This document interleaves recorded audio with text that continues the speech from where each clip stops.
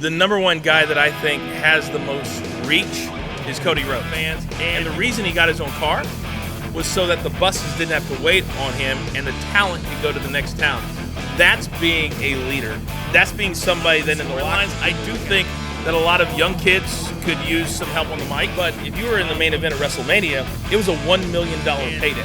My best advice is have decent content. I say this all the time. And you're not going to make $1 million by sitting in your living room, right? You have to never know what's going to hit. You never know what's going to.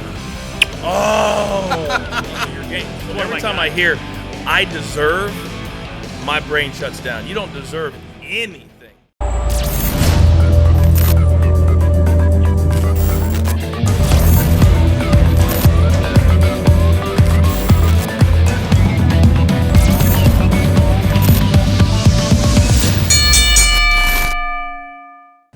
What's up, everybody? It's me, your boy, Tantalizing Tony, your YouTube champion. You guys know I know my people. I do my thing. But guys, I'm here with a hero of mine, Jonathan Coachman, ESPN, WWE. He's got his own podcast. He's got a lot going on. He's going to talk to us.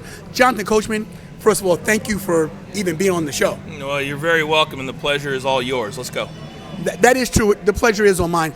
Now, Mr. Coachman. Why are you repeating yourself? I'm very sorry. I will not do that anymore. Coach, if I can call you Coach. You can. That's what my friends call me. Oh, am I your friend? Maybe not. Maybe later.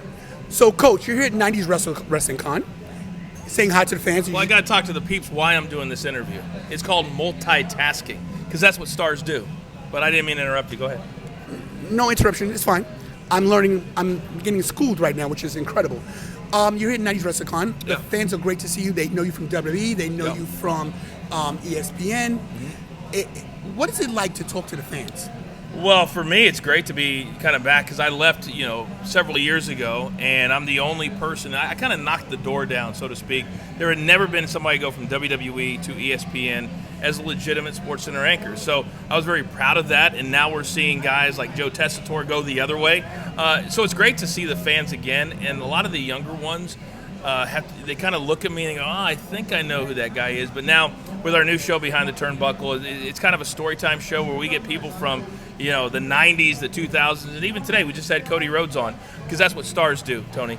And when I talk to them now, the business has changed, but I think there is a real place for shows like yours and shows like mine, people that have credibility in the business instead of just some random fan who picks up a camera and a microphone and thinks that they have content. Like, we try to do really smart content. I think fans are really smart too, and the business has changed so much, but it's still about stories, and I think that's been lost a lot in the last 10 to 15 years since I left full-time wrestling, but I think it's coming back now. So I'm excited to be back in the world of wrestling, and coming to things like this is really, really important. Now, talking about the 90s, talking about your career, do you feel like you've been a trailblazer with what you've done in announcing in wrestling? No question. And I started, my first time on TV was January of 2000. So it was almost 25 years ago. I was in my early 20s at the time. And when you're doing it, you never really think about, am I blazing a trail? Am I opening a door? But when I went from WWE to ESPN, right after we did that, ESPN started doing wrestling content. And right after that, Fox did their $1 billion deal with WWE. They thanked me during that introductory press conference because if we would not have put WWE programming on SportsCenter, every Tuesday night we had an interview with somebody, then I don't think the deal with Fox would have been as big. It may not have been done because a lot of people are sheep, and networks can be sheep too, meaning, that guy over there is doing it, so we can do it too. And now you've seen how that has evolved from being on Friday Night SmackDown, and now you've got a $5 billion deal. And that all kind of started when I went to ESPN and we started that content. So everybody's got their place in history, and I would like to think that I've had a little, small part to play. I think you had a big part to play. You're one of the guys I've always followed. Don't have the voice you have, but I think I have the charisma that you have. You have a lot of charisma. Not to mention we have the bald head, which really matches our personalities. I want to ask you a few wrestling questions, if that's okay, about what's going on right now in the business. Sure. Number one guy in the business right now, in your opinion. Number one guy. The number one guy that I think has the most reach is Cody Rhodes. And people call him the new John Cena, and I get that. I see that in this way, because I traveled with Cena for probably 6 or 8 months. It's hard to remember, back then. But when people say he's the new John Cena, this is what, to me, the business is all about. If you're a top guy and you're a world champion and you're a main eventer, then you've got to put in all the extra time. And when I see him going to Europe and he's renting his own car, which probably cost him $5,000 to $10,000 for the 10 days, simply because he stays after and signs autographs for the fans, takes pictures for the fans, and the reason he got his own car was so that the buses didn't have to wait on him and the talent could go to the next town. That's being a leader. That's being somebody that in the locker room people look at and say, listen, he's not just thinking about himself, he's thinking about others as well. So right now, to me, Cody's number one. The only reason I don't say Roman Reigns is because, and very strategically, they've given him time off. People forget he had cancer. He's in remission. You can't be doing it week after week after week and having matches 3 or 4 days a week. It knocks your body down, your immune system down. So I love Roman Reigns. I love what the future holds with the bloodline. I think Judgment Day is terrific. So there's a lot of good storylines. I do think that a lot of young kids could use some help on the mic, but that's not necessarily their problem. When I was there, I ran a room called the pre-tapes room, and we literally all day just did promos with guys, worked on promos, did interviews. And to me, if you don't practice, and speaking is an art form, and if you don't know how to do it, to me, you can only get here. You can never get truly over. So right now, to me, it's Cody, Roman, and then a lot of other guys. Now you said promos. What's the key to a great promo? Taking your time, first and foremost, having something to say. Don't talk on for 3 or 4 minutes. Back in the 80s when Flair and those guys were coming up, you had the time to have a 4 or 5 minute promo. In today's society and the attention span that people have now, if you don't say something good in the first 20 or 30 seconds, they've tuned out and they're moving on to something else. So to me, it's about timing. It's about knowing what your character is. It's about understanding where you're going, what you're trying to get out of it. And then at the end of the day, making people care about what you have to say, which is the hardest thing to do. Wow. A lot of people talk about the Attitude Era, and you were part of that. Yeah. And now you see the new era where it's the reality era. I call that the reality era. What's the difference? The biggest difference that I see is back in the Attitude Era, and somebody on social media recently said, Coach, why would you call it competition? It's scripted. It's not competition. Really? If you're an accountant, a doctor, fast food, are you competing to make the most at your job? The answer is yes. And when I was there, we had 15, 20 guys that were competing to be in the main event. Because back then, they were paid differently. But if you were in the main event at WrestleMania, it was a $1 million payday. Wow. For both guys. So when Rock Hogan, $1 million, probably more. So to me, you had Rock, Triple H, Taker, Shawn Michaels, D-Generation X, Kane. You had all these guys that walked in every single week, and they had 10 ideas for their character. I never saw The Rock just standing around. He would walk in the building, and every minute of his day was spoken for, whether it's merchandise, whether it's something new, whether it's a new character. Like, he just came back. Did he just come back and was The Rock? No. What was he? The final boss, right? And then what did you see? The merchandise for the final boss. Then what did you see? Social media for the final boss. And that, to me, is the biggest difference. And hopefully a lot of talent watched what he did instead of going, oh, he's taking my spot or whatever. Bullshit. He comes in and takes spots because he can. Because if you have enough confidence in what you're doing, you can do it too. But I've thrown 1,000 ideas against that wall. If one hits, that's a success. So many people think, man, everything's got to be a home run. I got to make $1 million off of every idea. One good idea can lead to the $1 million. Hell, one idea could lead to $100. But if you make it about the money, which a lot of guys do now, you're never going to get to where you want to go in this business. Wow. I'm sitting here, I'm trying to interview, and everything is resonating because we just had a talk earlier about the business and how tough it is out here. For content creators that are watching, what would be the main advice you give to them that could help them get to maybe not your level, but get to a level they want to get to? You said content creators? Yeah.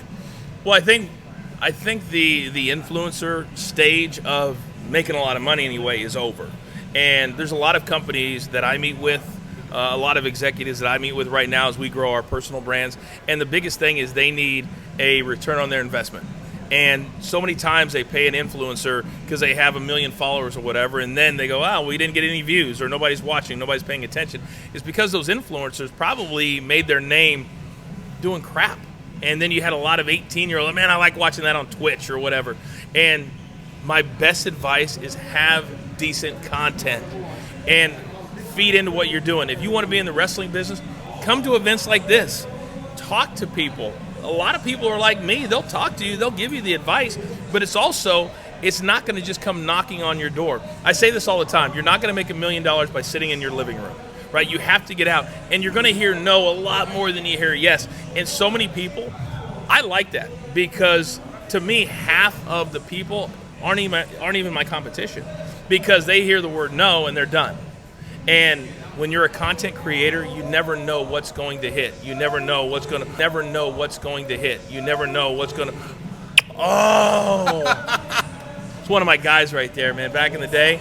Oh, headbangers are crazy. They were great. They were great. We were such good friends, and I think that's the thing I've enjoyed so much about this is once you're inside of the wrestling business too, you're never outside of it. You know, I've been gone for 15 years, and I come back today, and it's like I saw these guys yesterday. So, but to finish that answer, you just have to be committed to what you're doing, and you got to do it all the time. So many people think, especially like if you're starting a podcast, I call it the podcast mentality, which I absolutely hate. We have 4 or 5 different shows at Behind the Turnbuckle. Why? Well, our Monday Night Live show will be someplace people go, all right, I know where I can see those guys. The podcast mentality is I'll drop an episode when I want, I'll do it when I want, and it might be Tuesday, it might be Thursday, it might be Saturday. People are like, man, I don't even know when a new episode is starting. And then you start to have the podcast mentality with how you work. And meaning, I'll go to the gym and work out when I want. I'll practice in the ring when I want. If I don't feel like it today, you have got to be committed to excellence. You've got to be committed to greatness. And to me, there's nothing that I do that I don't think, how can I make this the greatest that it can possibly be? And that's where I start in my mind. So consistency is the key. Oh my God, consistency is everything. Because people, just walking right here, people are doing this. Their attention span is so short. And so if you're not giving it to them, I was blown away with how our show has grown. Well, we have consistency, but also we're constantly posting. We're constantly cutting clips. We're constantly giving 30 or 40 second sound bites so people can say, man, like we had Gabriel Iglesias on it, and his episode did like 60,000 views, and it was 2 months ago. We post a video yesterday from that, and people are like, oh, they must have just did it. They come to our page, we added like another 8,000 or something like that, and then they watch all of the other episodes that we're doing. So consistency is everything, but good consistency, not just throwing something up there just to throw it up there. So you said you have a podcast. Where can they find you? What's the name of the podcast again? Behind the Turnbuckle. Behind the Turnbuckle. Yep. And you're doing something else as well with golf as well, right? Well, I do. So I have what I call my pay the bills jobs, okay. And then I have our brands that will take. It's funny. I was watching an Ice Cube clip, and he said so many people want to build a business in 6 months or 12 months. He said if you're an entrepreneur, and I've watched so much, I've done so much research, and he goes, and you think you're going to make a profit, it's 3 to 5 years. If you're going to do a business that is viable. So we're very, very patient. It's hard to be patient sometimes, especially when you do this and you see what's out there, and you're like, man, I know I'm better than that. I know our show's better than that. But at the same time, we have to go out and prove it. So everything that I do, Driving the Line is our sports betting brand, Behind the Turnbuckle is our wrestling brand, but then I do events for the PGA Tour. I'm the voice of the World Long Drive Tour on ESPN. I do all the sports betting content for the PFL, which is fighting, which is also on ESPN. So a lot of people think I'm working for ESPN again. I'm not. I'm working for companies that are on ESPN, because then to me, it's a better way of doing it. So I don't have to rely on ESPN to either like me or not like me, to keep me or not keep me. So I'm trying to spread it around. And then also the thing I'm most proud of, Tony, is that I've gotten us to a place where I can do a PGA Tour event last week, which I did, the John Deere Classic. And then this week I'm at a wrestling convention. Nobody's ever done that. And nobody would ever think that that's possible. And I'm all about knocking down doors to give people opportunities. So when they walk into a room, they don't have to deal with what I dealt with. Back when I was trying to get out of wrestling, I was burned out, I was done. And all these places that I met with, man, we really like you, we like your style, but you're a wrestling guy, and you've been doing fake for 10 years. And luckily, ESPN believed in me, one lady believed in me, and that kind of knocked down the door. Now we've seen many people go from wrestling to ESPN or some other place, so I'm really proud of that. But we've been strategic about it, smart about it, and worked really damn hard to do it. I've learned something just talking to you for the last hour off camera and now, that a lot of people are in their own way. Yeah. What's your advice? I ask you this for me personally.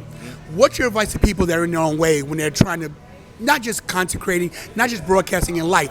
What can they do to get out of their own way? What do you think? Stop being negative. Life is hard right now for everybody. There's no business that you can get into right now that is not difficult. And this wrestling business is maybe the most difficult, because just like Major League Baseball, you got the minor leagues and you got the major leagues. There's so many people that I've personally talked to over the years. They're like, man, I know I belong in the WWE. Why? And then they don't have an answer. They just go, man, I know I'm good enough to be at why. And when you've been at the level that I've been, it sounds arrogant, but that I've been to, and I know how good I am, and I'm still competing with other guys that are top shelf guys. You talk about the Joe Bucks of the world and the Joe Tessitore. He's going to be doing SmackDown or Raw, whatever. There's high level guys, and I always say it's like a pyramid. The higher you go, the less opportunity there is. So you've got to raise the level of your game. So every time I hear I deserve, my brain shuts down. You don't deserve anything. What you might get is a result of the work and the branding that you do. But nobody deserves anything, especially in a business that is very subjective and very rarely objective. Wow, guys, Jonathan Coachman, the coach. Coach, where can they find you? Behind the Turnbuckle is, on Twitter, it's actually Behind the Buckle, because you have to find stuff that works. But at the Coach Rules is the easiest place. We're always promoting all of our brands there. Instagram, Twitter. My manager has been talking me into TikTok. But we're not quite, we have TikTok for the brand, but not for me personally. But at the Coach Rules is the easiest place. At the Coach Rules. Guys, Jonathan Coachman, broadcast icon and legend. I'm saying it, bro. I got the coach on my show. Huge. Everybody out there, I do what I do. Me and Coach, maybe we have a tag team match one day. I'm back in the ring. Let's not stretch. I'm sorry, I tried. Guys, Jonathan Coachman, Coach, thank you so much. Pleasure's all mine. Pleasure's all mine. Really? Oh, thanks. I was trying to be nice, but since you had to ask, then no, it wasn't. This is really torture for me. But good luck on your show. Thank you. The pleasure all is mine, guys. This is the coach, Tantalizing Tony. Stay tantalizing, everybody.